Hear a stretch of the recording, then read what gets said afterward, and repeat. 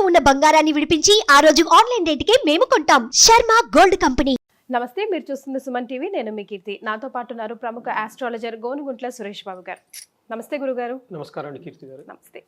So ఈ రోజు మనం 2025 రాశి ఫలాల గురించి ఏ రాశి వారికి ఎలా ఉండబోతుందో తెలుసుకోబోతున్నాం. అంతకు ముందు గురుగారు, కొంతమంది మహాశయులు కమెంట్ చేయడానికి రెడీగా ఉంటారు, ఇది మన తెలుగువారి సంవత్సరాది కాదు కదా అని.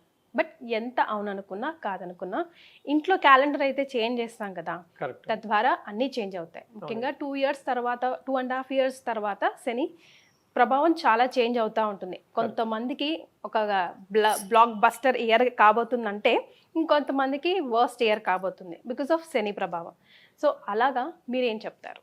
ప్రాక్టికల్ క్వశ్చన్ అండి, చాలా మంది అడుగుతూ ఉంటారు. Basic question, fundamental question. జనరల్గా మనకి తెలుగులో ఏంటంటేనండి, రాశి ఫలాలు ఉగాది నుంచి చెప్పుకునే అలవాటు ఉందండి. బట్ అక్కడ చెప్పే ప్యాటర్న్ డిఫరెంట్గా ఉంటుందండి. అప్పుడు మనకి ఏం చెప్తారంటే రాజవ్యూహం ఎంత ఉంది, అవమానం ఎంత ఉంది, కందాయ ఫలాలు, తర్వాత ఆ సంవత్సరానికి సంబంధించిన ఏ గ్రహం అధిపతి, ఏ గ్రహం మంత్రి, ఏ గ్రహం వర్షానికి కారణం ఎవరు, ఇలా గోచారానికి సంబంధించిన ఇన్ డీటెయిల్డ్ అనాలిసిస్ ఉంటుందండి. అది ఒక విధానం అండి, అది ఒక పవిత్రమైన హోలిస్టిక్ బాగా ట్రస్టెడ్ విధానం అని చెప్పాలి మనం. అయితే ఈ మధ్య మారిన ట్రెండ్ కనుక క్యాలెండర్ మారిపోతుంది కాబట్టి మనం చేసుకోవాలి. దీన్ని బేసిస్ చేసుకున్నా కూడా అంటే మేజర్ యొక్క గ్రహాలు ఉంటాయండి. అక్కడ కూడా అది ఇది సేమ్ అండి, ఆల్మోస్ట్ మనకి 80% సేమే ఉంటుంది, అంటే పెద్ద డిఫరెన్స్ ఏమి ఉండదు అనమాట. సో ఏదున్నా కానీ మనకి 4 ప్లానెట్స్ కన్సిడరేషన్ చేస్తారండి హోల్ ఇయర్ అంతా. మన ఉగాదిలో పంచాంగ శ్రవణప్పుడు కూడా 4 ప్లానెట్ల యొక్క స్థితిగతులను అనుసరించి జ్యోతిషం చెప్తారు. ఇప్పుడు 2020 జనవరి నుంచి మొదలుకొని వచ్చే డిసెంబర్ వరకు మేజర్ ప్లానెట్స్ యొక్క చేంజెస్ ఎలా ఉంది, వాటిని బేస్ చేసుకొని ప్రిడిక్షన్ చెప్తూ ఉంటాం అనమాట. అందుకని చెప్పేసి ఒక 3 months డిఫరెన్స్ ఉంటుంది. అది కూడా అది మనకి ఉగాది జనరల్గా మార్చ్ ఎండ్లోనూ ఏప్రిల్లో వచ్చేస్తుందండి. ఈ 3 months డిఫరెన్స్లో పెద్ద ప్లానెట్స్ ఏది పెద్ద చేంజెస్ అవ్వదండి. కాకపోతే మనకు ఆ టైంలో పాడ్యం రోజున మనకి డిఫరెంట్ ప్యాటర్న్ వెళ్తూ ఉంటాం అనమాట. అది ఇది మీరు కంపేర్ చేసిన మీరు అడిగిన విధంగా ఆల్మోస్ట్ 70-80% సేమే ఉంటుందండి, పెద్ద డిఫరెన్స్ ఏమి ఉండదు. ఒక 3 months అయితే టైం. మేజర్ ప్లానెట్స్లో అయితే పెద్ద డిఫరెన్స్ ఏమి ఉండదండి. మారిన తర్వాత అందులో మనం చూసుకున్నాం అనుకోండి, మీరు అడిగిన విధంగా శని 2.5 సంవత్సరానికి మారిపోతూ ఉంటుంది. అది లాస్ట్ ఉగాదికి ఉగాదికి శని సేమ్ ప్లేస్లోనే ఉంటారు కాబట్టి శని ఇచ్చే ఫలితాలు పెద్ద డిఫరెన్స్ ఏ ఉండదు. అయితే ఈసారి వచ్చేటప్పటికి ఎగ్జాక్ట్గా ఉగాది పండగ కొంచెం అటు ఇటుగా శని మారుతూ ఉన్నాడండి. మనం ఇక్కడ జనవరి నుంచి చెప్పుకున్నప్పుడు మార్చి నుంచి మారిపోయే అవకాశం ఎక్కువగా ఉందని చెప్పుకుంటాం. రైట్. సో మరి రాశి ఫలాలు స్టార్ట్ చేస్తే మేషరాశి వారికి ఎలా ఉండబోతోంది వాళ్ళ అదృష్టం? మేషరాశి మనం ఇయర్ 2025 కనుక చూసుకుంటే ఎలా ఉందో చూద్దామండి. ఫస్ట్ ఒక చిన్న అసలు ఎందుకు రాశి ఫలాలు చూసుకోవాలి అనే దాని గురించి మనం చర్చించుకుంటే, ఒక క్వశ్చన్ అడిగితే కనుక మనకి మహర్షులు మనకి ఇచ్చిన ఒక గొప్ప జ్ఞానం ఏమంటే జ్యోతిష్య జ్ఞానం. ఎందుకంటే మనిషి ధర్మము, అర్థము, కామము, మోక్షాల చుట్టూనే తన జీవితం పుట్టి నుంచి లాస్ట్ వరకు తిరుగుతూ ఉంటుందండి. ఒక్కొక్క స్టేజ్లో ఒక్కొక్క దానికి ఇంపార్టెన్స్ ఇస్తూ వెళ్ళిపోతూ ఉంటారు. అయితే ఇది సాధించే టైంలో చాలా ప్రతికూల పరిస్థితులు ఉంటాయండి. సో వాటిని అధిగమించడం ఎలా? నేను మంచి చేయాలి, కానీ పరిస్థితుల ప్రభావం అయితే, చుట్టుపక్కల ఎన్విరాన్మెంట్ ప్రభావం అయితే, నేచర్ యొక్క ప్రభావం అయితే నా మీద పడి నేను చేయలేకపోతుంటాను అనమాట. అది తెలుసుకొని చక్కగా వాటిని అధిగమించి పరిహారాలు, ట్రిక్స్ అంటారు అనమాట. పరిహారం అంటే నచ్చి మా ట్రిక్స్ను అనుసరించి పట్టుకొని పోతే ఉంటే మనకి శోకం లేకుండా శోభాయమానంగా మనకు కావాల్సిన వాటిని బ్లిస్ఫుల్గా కరెక్ట్ చక్కగా చెప్పారు. ఈ విధంగా చేసుకోవడానికి జ్యోతిష శాస్త్రం ఉపయోగపడుతుందండి. సో ఇంకొకటి ఏమంటేనండి, awareness is the fundamental right అంటారండి. అంటే కీ టు సక్సెస్ అనమాట. సక్సెస్ ఎవరికి వస్తుందంటేనంటండి, బాగా అవేర్నెస్ ఉన్న వాళ్ళ గురించి తెలుసుకోవాలి. మనం ఇక్కడ దేని గురించి తెలుసుకోవాలి? గ్రహస్థితుల గురించి, నక్షత్రాల గురించి, టైం, ఋతువులు, తర్వాత ఈ సూర్యుల చంద్రులు మనకి ఎలాంటి, నేచర్ మనకి ఎలా సపోర్ట్ ఇస్తుంది, నేచర్ మనకి ఎక్కడెక్కడ సపోర్ట్ ఇవ్వట్లేదు తెలుసుకోగలిగితే కనుక ఈజీగా బ్లిస్ఫుల్గా మనకు కావాల్సింది సాధించుకోవచ్చు. ఈ ఉద్దేశంతో ఎఫర్ట్లెస్ జర్నీ అని చెప్పేసి మనకి 2025కి సంబంధించి సంవత్సరం ఫలితాలు చేయడం జరిగిందండి. నేనంతా దాన్ని దృష్టిలో పెట్టుకుని నేను కూడా అడుగుతాను అసలు ఇది ఎందుకు, ముఖ్య ఉద్దేశం ఏంటని చెప్పేసి. ఈ ప్రకారం మనం చూసుకుంటే మనకి మేషరాశి 2025 కనుక చూసుకుంటే ఫస్ట్ మేషరాశిలో ఏ నక్షత్రాలు ఉంటాయి. ఇందులో నక్షత్రాలు చూసారనుకోండి, అశ్విని 1, 2, 3, 4 పాదాలు, భరణి 1, 2, 3, 4 పాదాలు, కృతిక ఫస్ట్ పాదం.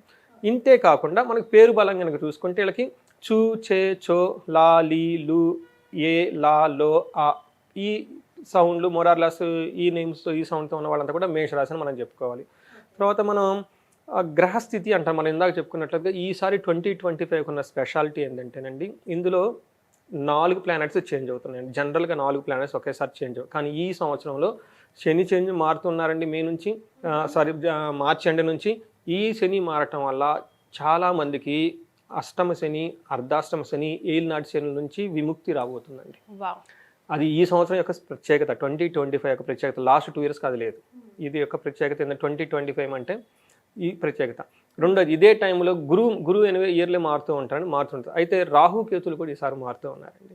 అందుకని చెప్పేసి 4 పెద్ద గ్రహాలు 2025లో చేంజెస్ ఉన్నాయండి. అందులోని మే మంత్లో వచ్చేటప్పటికి గురువు రాహు కేతులు మారటం వల్ల ప్రతి ఒక్కరికి డ్రామాటిక్గా చాలా చేంజెస్ అయితే ఖచ్చితంగా 2025లో 4 పెద్ద గ్రహాలంటే శని, గురు, రాహు కేతులు అంటే వీటిని స్లో మూవింగ్ ప్లానెట్స్ అంటారు. ఓకే, అవి నిదానంగా మూవ్ అవటం వల్ల ఒక రాశి నుంచి ఇంకో రాశికి షిఫ్ట్ అవడానికి శనికి అయితే 2.5 years పడుతుందండి, గురువుకి 1 year పడుతుంది, రాహుకేతులకు 1.5 years పడుతుంది. అయితే మిగతా సూర్యుడు, తర్వాత చంద్రుడు, శుక్రుడు, బుధుడు ఇవి ఎవ్రీ మంత్ షిఫ్ట్ అయిపోతూ ఉంటారు. అందుకని మంత్లీ ఫలాలు చేసేటప్పుడు వాటిని బేస్ చేసుకొని చేస్తాం అనమాట. ఇయర్లీ ఫలితాలు చేసినప్పుడు వీటిని బేసుకొని చేస్తుంటాం అనమాట. అయితే కొంతమందికి శని వదిలిపెట్టిపోతున్నాడు, కొంతమందికి శని పట్టుకోబోతుంది అనమాట. అందుకని ఈ సంవత్సరం రాశి ఫలాలు తెలుసుకోవటం ప్రతి ఒక్కరికి చాలా చాలా ఇంపార్టెంట్. సో అందులో ఇప్పుడు మేషరాశి కూడా, మేషరాశి కంపల్సరీ ఉంటుంది అనమాట. అందులో మేషరాశికి వీళ్ళకి శని పట్టుకోబోతుందండి. అందుకని చాలా కేర్ఫుల్గా ఉండాలి.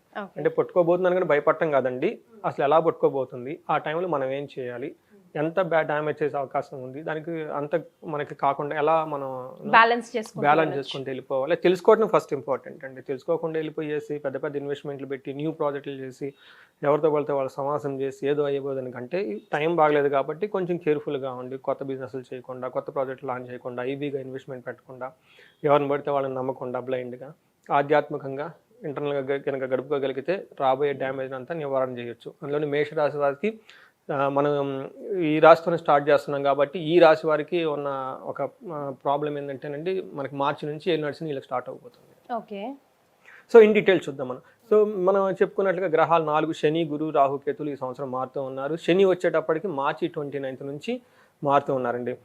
తర్వాత గురువు వచ్చేటప్పటికి May 14th, తర్వాత మనకి రాహుకేతులు May 18th. So May month is going to be the very dynamic month అని మనం చెప్పుకోవాలి ఈ 2025లో. ఇన్ పాజిటివ్ సెన్సా లేకపోతే కొంతమందికి సో మచ్ పాజిటివ్, కొంతమందికి కొంచెం negative. So it is mix. Correct, కొంతమంది పట్టుకోబోతుంది, వేరే ఆప్షన్ లేదు, ఖచ్చితంగా వాళ్ళు అర్థం చేసుకోవాలి. కొంతమందికి వదిలిపోతుంది, it is for them happy to celebrate అనమాట. అలా ఉంది. సో మనకి 2 ముక్కల్లో మన సూక్ష్మ గోచారం అని చెప్తారంటే, వెరీ సింపుల్గా కనుక చెప్పాలంటే ఈ 2025 మేషరాశి వారికి ఎలా ఉండబోతుందంటే, ఫస్ట్ వచ్చేటప్పటికి వీళ్ళకి ధనాన్ని కోల్పోయే అవకాశం ఎక్కువగా ఉంది. రెండోది, వాళ్ళ యొక్క స్థితి నాశనం, అంటే వ్యాపారం కానివ్వండి, బిజినెస్ కానివ్వండి, లేదంటే వాళ్ళ పర్సనల్ జాబ్ కానీ ఉన్న పొజిషన్ నుంచి కింద పడే అవకాశం ఎక్కువగా ఉంది. డీప్రమోషన్ రావటం, ట్రాన్స్ఫర్ రావటం, స్ట్రెస్ అవుతారండి వాళ్ళు ప్రొఫెషన్లో కానీ బిజినెస్లో కానీ. లాస్ట్లో వీళ్ళకి సారో, ఓకే, ఫస్ట్ 6 months బాగా మనీ వస్తుంది, తర్వాత 6 monthsలో ఏదో తెలవని విధంగా దుఃఖపడే అవకాశం ఇన్సిడెంట్స్ లైఫ్లో ఎక్కువ వస్తాయండి. ఇది మనకి మేషరాశి వారికి టూకీగా 2 ముక్కల్లో చెప్పాలంటే. మనం డీటెయిల్స్ చూద్దాం. డీటెయిల్ కనుక చూస్తే మనకు అర్థమవుతుంది. ఇందులో మేషరాశి వారికి ఏలినాటి శని స్టార్ట్ అవుతుందండి. అది మార్చి 29th నుంచి స్టార్ట్ అవుతుంది. ఏలినాటి శని స్టార్ట్ అయితే ఏం జరుగుతుంది ఇందులో కనుక మనం అడుగుతుంటే, ఫస్ట్ వీళ్ళకి ఏమంటే మానహాని. అప్పటిదాకా వీళ్ళ చుట్టూ జనాలు వీళ్ళని రెస్పెక్ట్ ఇస్తూ నువ్వు ఇంద్రుడు, చంద్రుడు, గొప్పవాడు అని పొగుడుతూ భజన చేసిన వాళ్ళు మొహాన్ని తిట్టేసి వెళ్ళిపోతారు. అది మీరు తట్టుకోగల కెపాసిటీ ఉండాలి. రెండోది వచ్చేటప్పటికి నిత్య సంవాదం, అంటే ఎప్పుడు ఎవరితో గొడవ పడే అవకాశం సిచ్యువేషన్స్ ఉంటాయి. అంటే అప్పటిదాకా నన్ను అందరూ పొగుడుతున్నారు, నన్ను భజన చేస్తున్నారు, సడన్గా నిలిపోయారు, అనవసరంగా వీళ్ళు పోయి గొడవ పట్టమా, వాళ్ళు గొడవ పట్టమా, ఇంట్లో గొడవ, ఆఫీసులో గొడవ, ఎక్కడో ఒక చోట బాగా ఫ్రిక్షన్ ఫేస్ చేసే సిచ్యువేషన్ ఉండే అవకాశం ఏంటంటే దారిద్ర్యం, టయానికి డబ్బులు అందక ఇబ్బంది పడిపోతుంటారు. ఎలా ఉంటుందంటేనండి, అప్పటిదాకా మీ ఏళ్ళమ్మటి డబ్బులు పరిగెడుతూ ఉంటాయి, సడన్గా మీ దగ్గర డబ్బులు ఉండవు. ఇస్తాం అనుకున్న మీరు రిలాక్స్గా ఉంటారు, ఆ టైంకి డబ్బులు అందవు. ఇంకా టైం పరిగెడుతూ ఉంటుంది, డబ్బులు అందవు. ఈ డబ్బుల్ని చేసే దాంట్లో పడిపోయి బాగా స్ట్రెస్ అయిపోతారు. ఇప్పుడు దాకా ఆ సిచ్యువేషన్ లేదు వాళ్ళకి, కానీ ఇక నుంచి ఆ సిచ్యువేషన్ వస్తుంది. అందుకని ధనం విషయం చాలా జాగ్రత్తగా ఉండాలి. తర్వాత కృషి భోజన మల్పాశ అంటారు. అంటే ఏదైనా కనుక పని చేస్తే దాంట్లో వచ్చే ఆదాయం చాలా లెస్గా ఉంటుంది, మీగర్ అనమాట. ప్రాఫిట్ ఇంతకుముందు టూ మచ్ ప్రాఫిట్ ఉండేది, అసలు అమ్ముడు పోతుందో పోదో, ప్రాఫిట్ వస్తుందో లేదో, పొలం వేసాము అందులో ఆదాయం వస్తుందో లేదో, ఏదన్నా గట్టి కష్టపడినా కానీ కొద్దిగా వస్తుంది అనమాట, ఆశించినంత ఉండదు. తర్వాత లాస్ట్కి ఏం చెప్తారంటే, భోజనం కూడాను వీళ్ళు టయానికి భోజనం చేయరు, తిన్నా కానీ అరగదు, వంట పట్టదు. ఈ టైప్ సిచ్యువేషన్లు ఏలినాటి శని వాళ్ళకి మేషరాశి వాళ్ళకి రాబోతున్నాయండి. ఇది చాలా మనసులో పెట్టుకొని కేర్ఫుల్గా ఉండటం ఎంతైనా ఇంపార్టెంట్. మానసికంగా, హెల్త్ పరంగా అండ్ ధనం, ధనం పరంగా కూడా, గౌరవం, గౌరవం పరంగా కూడా అన్నిట్లో మైనస్లే కనిపిస్తున్నాయి. మెయిన్ వీళ్ళు అల్లాడిపోయేదంటే గౌరవం, మానహాని. అప్పటిదాకా రెస్పెక్ట్ గా ఉన్న వాళ్ళు, యావరేజ్గా ఉన్న వాళ్ళు వీళ్ళకంటే ముందు వెళ్ళిపోతుంటారు. వీళ్ళని వదిలేసి వేరే వాళ్ళు వెళ్ళిపోతూ ఉంటారు అనమాట. అది తట్టుకోలేరు జనాలు. చాలా మంది ఫస్ట్ స్టేజ్లో వాళ్ళు ఫేస్ ఏంటంటే ఈ ఫ్రిక్షన్ ఫేస్ చేయలేరండి. రాండి రండి అని కూర్చోబెట్టిన వాళ్ళు సడన్గా అన్నట్లు అది తట్టుకోలేరండి చాలా మంది. తర్వాత జూపిటర్ మనకి గురువు మారుతున్నారండి. అయితే గురువు ఉండటం వల్ల ఏమంటే ఫస్ట్ మే వరకు బాగుంటుంది, కానీ మే తర్వాత గురువు గారు కూడాను శనితో పాటు జాయిన్ అయిపోతారు. సో అందుకని మే వరకు ఎలా ఉంటుందంటే మనస్సౌఖ్యం, యశో వృద్ధి, సౌభాగ్యం, ధనాగమన. ఈ మే వరకు శని ఉన్నా కానీ గురువు ఉండటం వల్ల ఏమవుతుందంటే ధనం వస్తుంది, అధికారం వస్తుంది, అంతా బాగానే ఉంటుంది, మనీ ఫ్లో అయితే బాగానే ఉంటుంది. తర్వాత ధర్మానికి సంబంధించిన కార్యక్రమంలో డబ్బులన్నీ ఖర్చు పెడుతూ ఉంటారు. అయితే మే తర్వాత ఈ గురువు గారు కూడా ఇవ్వటం స్టాప్ చేసేస్తారు. అంటే ఫస్ట్ 2 పైప్ లైన్స్ వస్తుంటే ఫస్ట్ లైన్ శని గారు ఆపేస్తారు, మే తర్వాత గురువు గారు ఆపేస్తారు. సో ధన ప్రవాహం ఆల్మోస్ట్ టఫ్ స్టేజ్కి వెళ్ళిపోతారు అనమాట. అంటే అప్పుడు ఆల్మోస్ట్ వాళ్ళకి ఏలినాటి శని పీక్ హీట్ వాళ్ళకి ఎంటర్ అవుతుంది అనమాట. They slowly start to heat of that ఏలినాటి శని అంటారు కదండి. అప్పుడు ఏమవుతుందంటే అధిక క్లేశము, అంటే విపరీతమైన శ్రమ చేయాల్సి వచ్చేస్తుంది. అంతకుముందు ఒక ఫోన్ కాల్తో అయ్యే పని వీళ్ళు పరుగులు పెట్టాల్సిన సిచ్యువేషన్ వచ్చేస్తుంది. తర్వాత బంధువులతో గొడవ అవుతుంది, డబ్బుకి ఇబ్బంది పడిపోతారు, ఉద్యోగంలో చికాకులు, ఆల్రెడీ డీప్రమోషన్, ఆ డీప్రమోషన్తో ఇంకా ఇరిటేషన్ వచ్చేస్తూ ఉంటాయి. సో ఇది అర్థం చేసుకోవాలండి. తర్వాత నెక్స్ట్ రాహు, ఇది కూడా మేజర్ ప్లానెట్ అండి. ఈ ప్లానెట్ వల్ల ఏమవుతుందంటే 12 ధననాశనము, శత్రు భయము, అన్ని కార్యాల్లో ఆటంకం. అయితే ఈ రాహు 12 ఉండటం ఫారిన్ కంట్రీ ఎవరైతే వెళ్ళాలనుకుంటారో వాళ్ళకి బెనిఫిట్ చేస్తాడు. ఓకే. ఎందుకంటే పూర్వకాలంలో ఉన్న ప్లేస్ నుంచి బయటకు వెళ్ళటం అంత శ్రేయంగా ఫీల్ అయ్యేవాళ్ళు కాదు. ఇప్పట్లో అది డిగ్నిటీ. ఓకే, ఫారిన్ వెళ్తారు, యూకే వెళ్తారు, లండన్ వెళ్తారు, ఆస్ట్రేలియా వెళ్తారు. అలా ఎవరికైనా ప్లాన్స్ ఉంటే ఇది వాళ్ళకి శుభవార్తని మనం చెప్పుకోవాలి. తర్వాత 18th నుంచి ఒక మంచి గుడ్ న్యూస్ ఏమంటే రాహు వీళ్ళకి సపోర్ట్ ఇస్తున్నారు. సో ఇది అందుకని చెప్పేసి ఫస్ట్ వీళ్ళు ఎలా ఉంటారంటే ఏముందో వాళ్ళు ఇబ్బందులు పడుతున్నా నిలబడి ఉంటారు కింద పడకుండా. సో వీళ్ళు రాహు ఏం చేస్తారంటే వీళ్ళకి సపోర్ట్ ఇచ్చే టీము ఉంటారు కదండి, సపోర్ట్ కంప్యూటర్స్ కానీ ఇంకోటి, ఈ సపోర్టింగ్ ఇచ్చే సిస్టమ్ వాళ్ళకి బాగా హెల్ప్ అవుతుంది. వాళ్ళని నమ్ముకొని ఉన్న కింద ఉంటారు కదండి, వాళ్ళు బాగానే హెల్ప్ చేస్తూ ఉంటారు. అన్నింటిలో సుఖంగా ఉంటుంది. ఈ టైంలో బట్టలుగా ఉంటాం, సుఖంగా భోజనం చేయటం, అటు కంఫర్టబుల్గా అయితే బాగానే ఉంటుంది. సో ఇవి మనకి ఓవరాల్గా కనుక చూసుకుంటే మేషరాశి వాళ్ళు. అదే ఇందులో మనకి ఇంకొక కాన్సెప్ట్ ఉందంటే నక్షత్రం వైజ్ కూడా మనం చెప్పుకోవచ్చు అనమాట. దీన్ని మనకు అంగగోచారం అని చెప్పేసి అంటూ ఉంటారు. ఇందులో నక్షత్రం ప్రకారం చూసుకున్నారనుకోండి, అశ్విని నక్షత్రం వాళ్ళకి చూసుకుంటే చాలా బాగుందని చెప్పుకోవాలి. ఈవెన్ ఏలినాటి శని ఉన్నా కానీ వీళ్ళకి ఏ ప్రకారం బాగుంటుంది, ధనం విషయంలో చాలా బాగుంటుంది, ధన ప్రాప్తి ఎక్కువగా ఉంటుంది, సుఖంగా హ్యాపీగా కంఫర్టబుల్గా ఉంటారు. అయితే వీళ్ళు ఒకే ఒక విషయంలో కొంచెం కేర్ఫుల్గా ఉండాలంటే హెల్త్ కాంప్లికేషన్స్ వస్తాయి, కానీ వెంటనే క్యూర్ అయిపోతాయి. అశ్విని నక్షత్రం వాళ్ళే ఒక రకంగా సేఫ్ అని మనం చెప్పుకోవాలి అంగగోచరం ప్రకారం. అదే భరణి నక్షత్రం వాళ్ళని కనుక చూసుకుంటే వీళ్ళకి రాజ్యాధికారం వస్తుంది, ఐశ్వర్యవంతంగా ఉంటారు, ధనలాభం ఉంటుంది, సుఖం ఉంటుంది.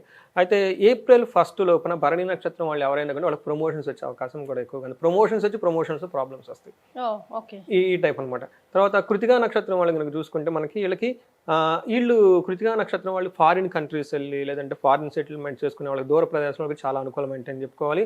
వీళ్ళు అందరి చేత పూజింపబడతారు. యాక్చువల్గా ఏలినాటి శని రాగానే ఆ గౌరవం పడుతుంది, డిజానర్ అని చెప్పుకుంటాం. బట్ వీళ్ళకి మాత్రం కృతికా నక్షత్రం వాళ్ళకి చక్కగా వేరే వాళ్ళ చేత రెస్పెక్ట్ పొందే అవకాశం వీళ్ళకి ఎక్కువగా కనిపిస్తుంది అని చెప్పుకోవాలి. బట్ వీళ్ళు ఫారిన్లో ఛాన్సెస్ ఎక్కువగా ఉంది, ఫారిన్ సెటిల్మెంట్ చేసుకునే అవకాశం కృతికా నక్షత్రం వాళ్ళకి ఎక్కువగా ఉంది చెప్పుకోవాలి. సో ఈ ప్రకారం కనుక మనం చూసుకుంటే ఏలినాటి శని ఈ రాశి వాళ్ళకి ఎఫెక్ట్ అవ్వబోతుందని మీరు తెలుసుకోవాలి. సో ఇయర్ అంతా ప్లస్ లేదు మైనస్ లేదు, ఈక్వల్ గా నడుస్తుంది అని చెప్పుకోవచ్చు. బట్ కంగారు పడాల్సిన అవసరం లేదు. దేవుడు ఒక దారి క్లోజ్ చేసి ఇంకో దారి ఓపెన్ చేసినట్టు పరిహారాలు అనే మార్గం ఒకటి మనకు చూపించారు కదా, దయించి అది కూడా సూచిస్తే కొంచెం ఉపశమనం లభిస్తుంది. ఇది మీకు కొంచెం డీటెయిల్గా చెప్తానండి. ఎందుకంటే ఏలినాటి శని మేషరాశి వాళ్ళకి ఫస్ట్ టైం ఎంటర్ అవుతున్నారు కంటే, ఎందుకంటే 30 years తర్వాత వచ్చిన వాళ్ళకి మళ్ళీ ఇప్పుడు వస్తుందండి. ఈ మధ్యలో ఏలినాటి శని రాదు. అంటే ఇప్పుడున్న జనరేషన్ ఏలినాటి శని ఫస్ట్ టైం పర్టికులర్గా 30-40 years ఉన్న వాళ్ళకి ఎవరికైతే ఉందో ఏలినాటి శని 7.5 years ఉండబోతుంది. ఇది ఇప్పుడల్లా పోయేది కాదు, రేపు తగులుకొని అక్కడ నుంచి 7.5 years ఏలినాటి శని ఉంటూనే ఉంటుంది. అంటే ఏయో కొన్ని ప్లానెట్స్ మధ్యలో వెళ్తూ ఉంటాయి, ఉపశమనం ఇస్తూ ఉంటాయి, తర్వాత కొన్ని ప్లానెట్స్ ఇబ్బంది పెడుతూ ఉంటాయి. ఈ శనికి ఇంకొన్ని పాపగ్రహాలతో కొన్నిసార్లు టూ మచ్ ఇబ్బంది పెడుతూ ఉంటే అలా జరుగుతూ ఉంటాయి. బట్ ఈ పరిహారాలు మాత్రం కంటిన్యూస్ లాంగ్ టర్మ్ చేసుకోవాలి.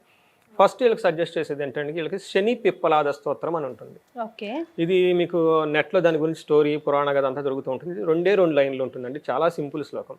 దీన్ని సూర్యోదయం సూర్యాస్తమయం కంపల్సరీ చదువుకుంటే శని, ఈ శ్లోకం అందరికి ఇచ్చాడు, శని తనే చెప్తాడు ఏమని, ఈ శ్లోకాన్ని ఎవరైతే కనుక సూర్యోదయం సూర్యాస్తమయంలో కనుక పఠిస్తే వాళ్ళకి శని బాధల నుంచి ఉపశమనం లభిస్తుంది. శని బాధలు పోతాయని కాదండి, ఉపశమనం లభిస్తుంది. రెండోది మోస్ట్ ఇంపార్టెంట్, మనందరికీ బాగా తెలిసింది ఏంటండి, మనకి హనుమంతుడికి సంబంధించి హనుమాన్ చాలీసా చదువుకోవాలి. ఓకే. ఇది చాలా చాలా పర్టికులర్ కొంతమందికి డీ ప్రమోషన్ వస్తుంది, జాబ్లో బాగా టఫ్ ఉన్నవాళ్ళు కంపల్సరీ ఉదయం సాయంత్రం ఎన్నిసార్లు మ్యాక్సిమం హనుమాన్ చాలీసా చదువుకోవాలి. తర్వాత శనివారం కూడాను శనికి తైలాభిషేకం చేసుకోవాలి. అండ్ ఫోర్త్ మోస్ట్ ఇంపార్టెంట్, వీళ్ళు తిరుపతి ఎంత ఫ్రీక్వెంట్గా వెళ్ళి వస్తే అంత బాగా కలిసి వస్తుంది. ఓకే. ఎందుకంటే వెంకటేశ్వర స్వామి కూడాను శనికి సంబంధించి లాట్ ఆఫ్ రిలేషన్షిప్ ఉంటుందన్నమాట. అందుకని శనివారం రోజున మనం వెంకటేశ్వర స్వామి కూడా విజిట్ చేస్తాం అనమాట. అందుకని ఈ 4 అట్లీస్ట్ మినిమం టు మినిమం చేయగలిగితే కొంతవరకు వాళ్ళకి రిలీఫ్ వచ్చేస్తుందని మనం చెప్పుకోవాలండి. రైట్. సో ఇంకా ఏమైనా కనుక పెద్ద పెద్ద బిజినెస్లు అవన్నీ వాళ్ళు కనుక చేసుకుంటే వాళ్ళకి మన్యు పాశుపత హోమం కానివ్వండి, లేదంటే ఎవ్రీ శనివారం అమావాస్యకి రుద్రాభిషేకం చేయించుకున్నా కానీ చాలా బాగా వెళ్తుంది వాళ్ళకి. రైట్. సో 2025లో 2025లో మేషరాశి వారికి ప్లస్ ఆర్ మైనస్గానే ఉంటుంది కాబట్టి గురువుగారు పరిహారాలు కూడా సూచించారు. ప్లస్లు మైనస్ను ఎలా అయితే క్లియర్గా వివరించారో రెమెడీస్ కూడా అలాగే చెప్పారు. ధైర్యంగా చేసుకోండి, ఇయర్ అంతా బాగుంటుంది. అంతే కదండి. అంతే. నమస్కారం. ధన్యవాదాలు.